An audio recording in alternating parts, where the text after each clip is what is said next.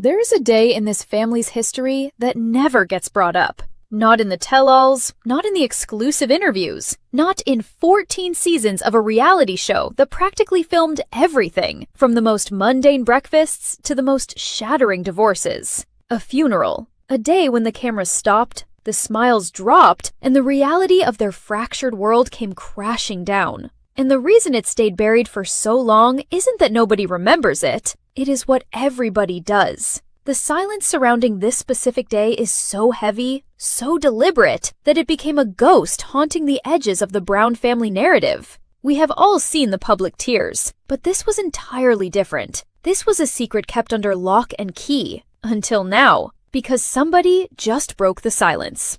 Paedon just did.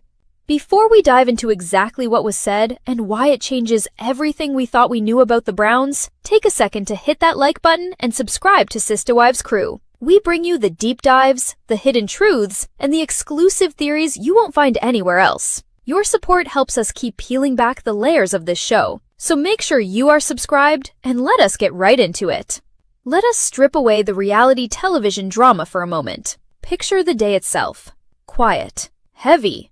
Short. There were no dramatic confessionals filmed in the aftermath. There was no orchestrated couch session with Kody, Mary, Janelle, Christine, and Robin dissecting their feelings for an audience of millions. It was a closed door. A profound, stark reality that the show simply could not sanitize for primetime. Funerals are usually moments of unity, a time when even the most fractured families put aside their grievances to stand shoulder to shoulder in grief. But in a family structure as complex and deeply divided as this one, a funeral is also a pressure cooker. The air in that room wasn't just filled with sorrow, it was thick with the unspoken resentments of decades. Who stood where? Who looked away? Who was silently shut out? For years, the details of that room remained entirely off limits. It was the one boundary the family seemingly agreed upon.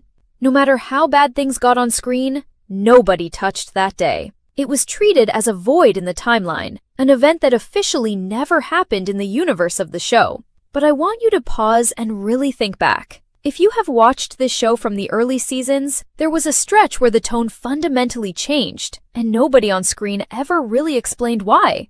Do you remember it? Which season felt off to you? Which season had a shadow hanging over the family that they just wouldn't address? Say the number right now in the comments.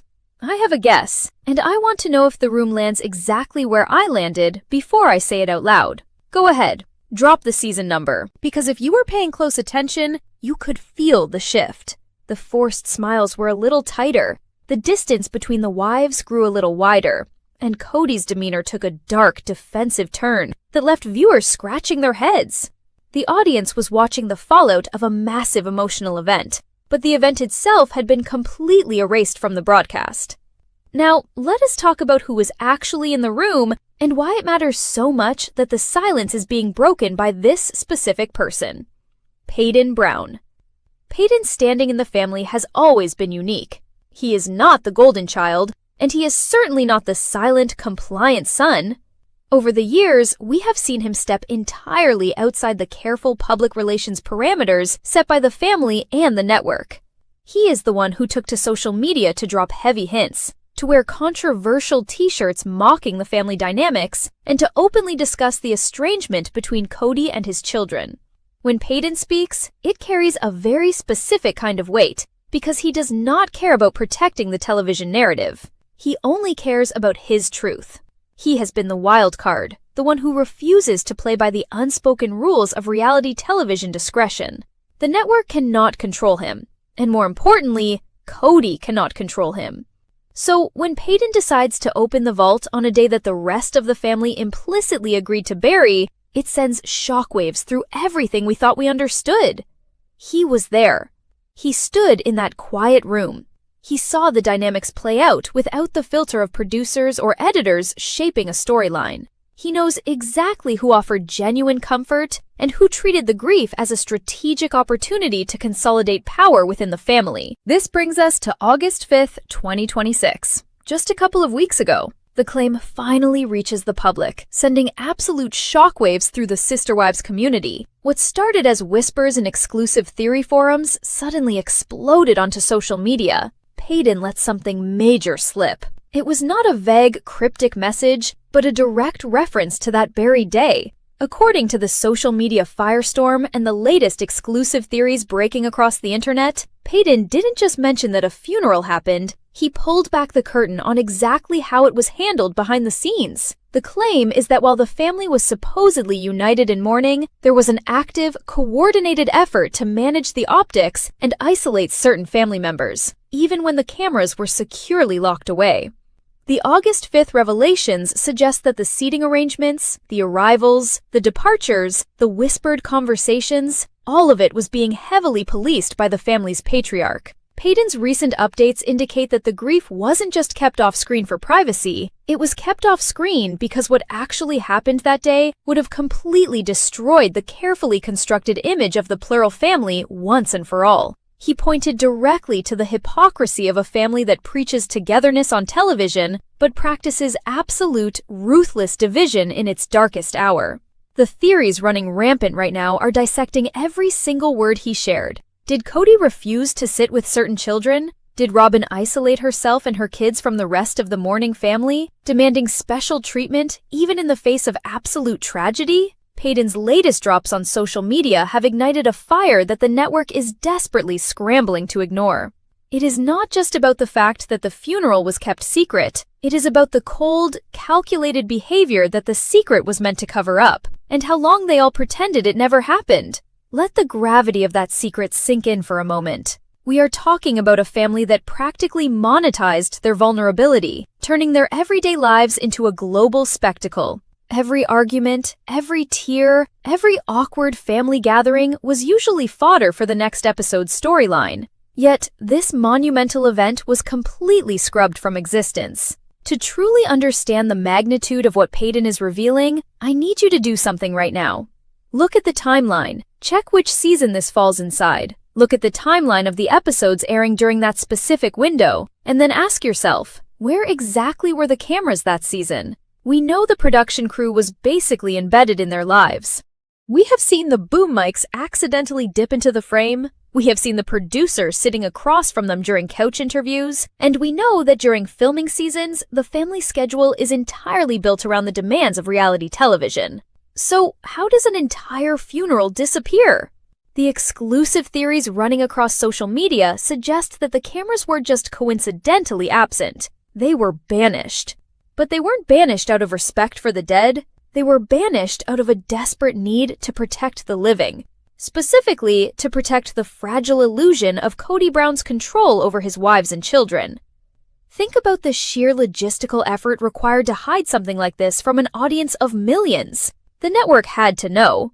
The producers had to know. There is no way a camera crew scheduled to film the mundane activities of grocery shopping or packing moving boxes just happened to take a break on the exact day the family was plunged into mourning. The cameras were turned off deliberately, and the family was instructed, either by Kody, the network, or a combination of both, to wipe the slate clean when they turned back on.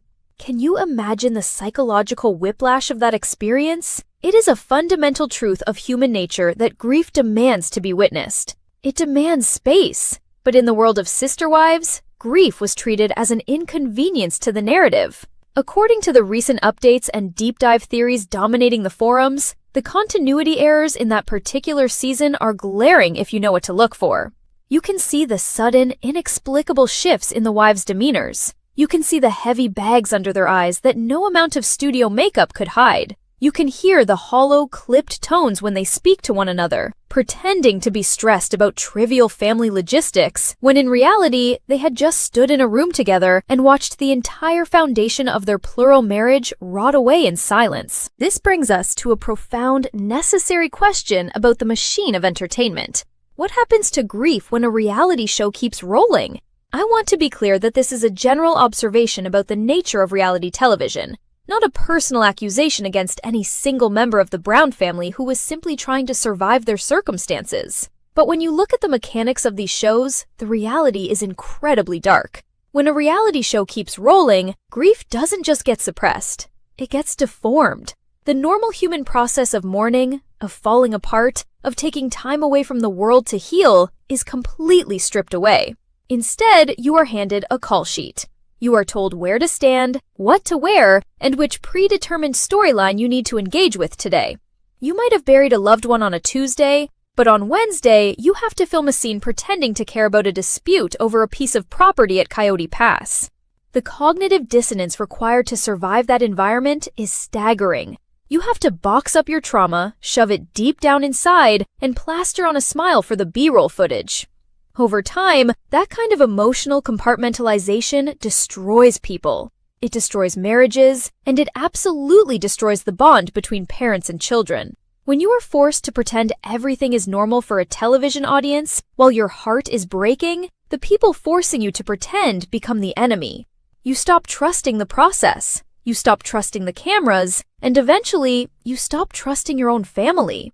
And this is precisely where the children, especially the older boys, found themselves. They were the collateral damage of this bizarre reality television experiment. They didn't sign the network contracts. They didn't make the decision to trade their privacy for a paycheck. They were simply born into a system that prioritized public perception over private emotional security. Seeing their parents switch their grief on and off like a light switch for the cameras must have been a horrifying realization. It is one thing to know your family has flaws. It is an entirely different thing to realize your family's most painful, sacred moments are being managed by a public relations strategy. For a child witnessing this, the takeaway is devastatingly clear. The show is more important than our reality, and Kody's image as the benevolent patriarch is more important than our actual healing. The silence surrounding the funeral wasn't a protective blanket. It was a gag order. And for years, they all swallowed it. They played the game, they did the interviews, and they kept the secrets safely locked away in the family vault. But a gag order only works as long as everyone fears the consequences of breaking it. And that brings us to the undeniable shift in Paedon Brown's behavior. A shift that actually began long before this recent August 5th revelation. To truly understand why Paedon dropping this funeral bombshell matters so much, we have to look back at another crucial piece of the puzzle, a date that set the stage for everything unfolding right now. April 17th, 2026. Just a few months ago, Paedon made a move that absolutely stunned the fandom and sent social media algorithms into a frenzy. It was a move so deeply symbolic, so aggressively public, that it permanently severed whatever thin thread was still keeping him tied to Kody's authority. On April 17th, Paedon's earlier position was solidified when he gave another man his father's place. Let that sink in. He didn't just quietly step away from the family, he publicly replaced Kody. He gave the title, the respect, and the emotional real estate that rightfully belonged to his biological father to someone else entirely. At the time, the exclusive theories and fan pages speculated wildly about what could have provoked such a massive, deliberate insult. Was it about Kody's favoritism toward Robin's children? Was it about the financial disputes that tore the wives apart? People guessed it was just the natural culmination of years of estrangement and bitter arguments over COVID protocols and loyalty. But now, with this new context, the events of April 17th and the events of the secret funeral sit on the exact same line. They are intimately, inextricably connected. You do not replace your father publicly just because you disagree with him. You replace your father when you realize he is fundamentally incapable of being one when it actually counts. The theories currently catching fire online suggest that the true fracture between Paedon and Kody didn't happen during a screaming match filmed for TLC. It happened in the quiet, stifling air of that funeral room years ago. It happened when Paedon looked across the room and saw exactly how Kody handled tragedy when the cameras weren't forcing him to act like a leader. Did Kody demand loyalty instead of offering comfort? Did he turn a moment of family mourning into a test of submission, prioritizing his own ego and Robin's comfort above the devastating grief of the rest of the room? The social media updates point heavily to this conclusion. When Paedon gave another man his father's place in April, he was finally acting on the truth he discovered on the day of the funeral. He was saying, out loud, that the man on the television screen is a ghost, a character written by producers, and that the real Kody Brown abdicated his role as a father the day he decided managing a secret was more important than holding his family together. Paedon's rebellion wasn't sudden. It was a slow, burning fuse that was lit on the darkest day in the Brown family history, a day they forced everyone to pretend never even happened. The act of giving another man his father's place wasn't just a slight, it was a permanent eviction. In a family culture deeply rooted in patriarchal authority, where Kody's entire identity was built on being the undisputed head of a massive, multi-generational household, Paedon's choice was the ultimate act of defiance. And the recent updates flooding social media right now are painting a vivid picture of the fallout. According to the exclusive theories being hotly debated across every platform, this wasn't a decision Paedon made lightly. It was the final destination of a journey that began on the day of that funeral. Imagine being a young man, standing in a room thick with mourning, looking for the man who is supposed to be your anchor, your protector, your guide through the darkest moments of life, and finding nothing but a manager. Finding a man who is more concerned with how the grief is being distributed and who is standing next to whom, rather than actually feeling the weight of the loss. The social media chatter suggests that in that quiet, hidden room, the facade completely fell away. Kody wasn't a father at that moment. He was a reality television star trying to produce a scene that the cameras weren't even there to capture. He was directing the mourning. He was managing the optics for an audience of none. And for a son looking for a father, that realization is a bell that you simply cannot ring.